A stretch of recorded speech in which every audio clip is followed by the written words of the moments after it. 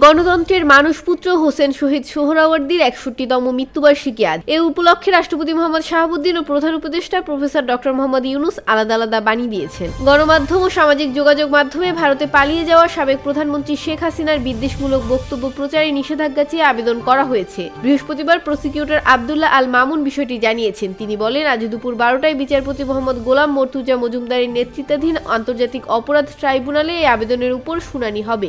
আইকিউএআরে বাতাসের মানসূচকে আজ ঢাকার বাতাস সবচেয়ে ঝুঁকিপূর্ণ। এছাড়া বছরের সর্বোচ্চ দূষণের কবলে রাজধানী। বাতাসের মানসূচকে আজ সকাল ৯টার দিকে ঢাকার স্কোর ছিল ৩৪১। রাষ্ট্রপতি মোহাম্মদ শাহাবুদ্দিনের সঙ্গে সৌজন্য সাক্ষাৎ করতে সুপ্রিম কোর্টের হাইকোর্ট বিভাগে নতুন নিয়োগ পাওয়া ২৩ বিচারপতি প্রথমবারের মতো বঙ্গভবনে যাচ্ছেন।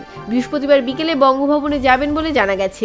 সুপ্রিম কোর্টের public relation officer Mohammad Shafiqul Islam সাংবাদিকদের এই তথ্য জানিয়েছেন। চট্টগ্রাম আদালতের আইনজীবী অ্যাডভোকেট সাইফুল ইসলাম আলিফ হত্যা মামলায় প্রধান আসামি চন্দনকে গ্রেপ্তার করেছে পুলিশ। বৃহস্পতিবার ভোরে তাকে ভৈরব রেল স্টেশন থেকে গ্রেপ্তার করা হয়। ভৈরব থানা ও চট্টগ্রামের কোতোয়ালি থানা পুলিশের নেতৃত্বে একটি দল তাকে গ্রেপ্তার করে। ৩ ম্যাচের ওয়ানডে সিরিজে আয়ারল্যান্ডের নারী দলকে হোয়াইট ওয়াশ করেছে বাংলাদেশ নারী দল। সেই আত্মবিশ্বাস নিয়ে এবার টি-20তে নামছে বাংলাদেশের মেয়েরা। বৃহস্পতিবার সিরিজের প্রথম টি-20তে আয়ারল্যান্ডের মুখোমুখি হচ্ছে বাংলাদেশ। সিলেট আন্তর্জাতিক ক্রিকেট স্টেডিয়ামে ম্যাচটি শুরু হবে স্থানীয় সময় দুপুর ২টায়।